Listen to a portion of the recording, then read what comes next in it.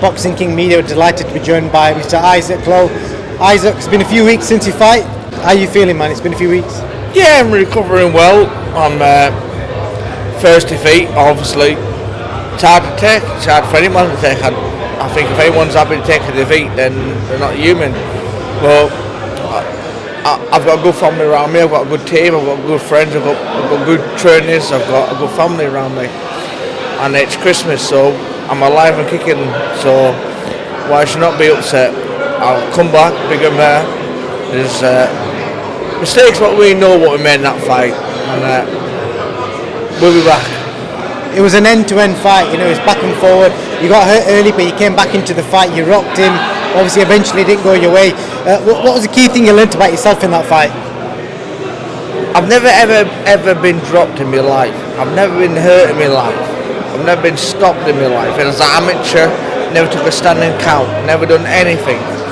So that first punch was like, what the fuck is going on here? Like, I blinked, I was on my ass.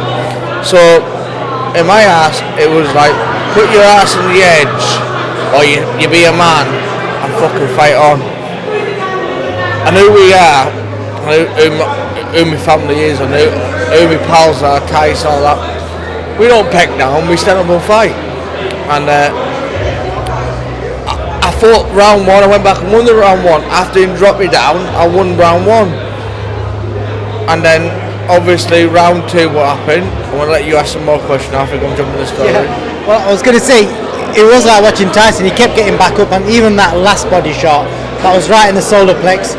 You got back up from that, and I can't see many fighters getting up from that. So you showed what you're made of. Yeah. Do you know what? And it's a daft thing to say, and probably been a worse thing if he knocked me out. I wish he knocked me out, because then I was out. Because 10 seconds later, I'm perfect. But he got me with a sweet. Me again, I'm going back, not listening to my tactics. He got me in the ropes, I turned to him, and instead of standing back and boxing him, I went back into fire. I went back into the fire range, and he just got me. And I put all my hands up to him. He got me with a peach, and I was basically fucked. Am I right in saying Tyson was ringside? What kind of stuff was he shouting to you? Whatever Tyson's shouting, I wasn't even listening. I was in the corner. Whatever Andy was saying to me, I wasn't even listening to. I had double vision.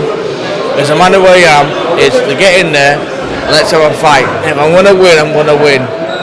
And it's a silly tactic to have, because when you're in a boxing fight, I didn't realise when I got put down the second round, especially the first round, I dropped him. I won back the first round. Said it was 10-9. Said it was 10-8. Said I lost the first two rounds. I lost. I won from round 2 to round 6. So then I was half even. I was pulling it back around. But in my own head at the time, I wasn't thinking about a 12-round fight. I wasn't thinking about you're back in the fight. It's 50-50. I'm just thinking, like, let's go for it. And Andy was screaming at me, like, don't go forward. Let him come on to you. And like, what was I doing? Going forward. Do you know what I mean? And listen, I've got no shame. I've done myself proud. I think I've done everyone proud. Going forward, Isaac, are we looking at maybe a move up in weight, or are you going to stick to featherweight? No, I can actually move down in weight. You weren't expecting to say that. Most fighters say, I'm moving up. Nah, I woke up,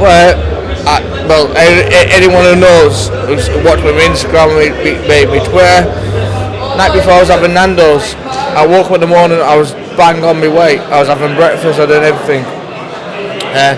I'm definitely a 122 fighter, but I don't like dying, so I like to keep where I am.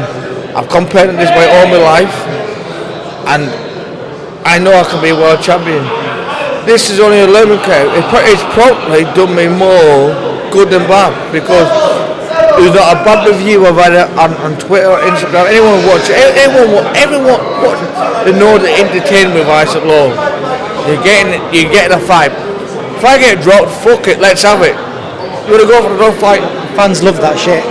And just obviously, you're in with Tyson, you're training with him 24/7.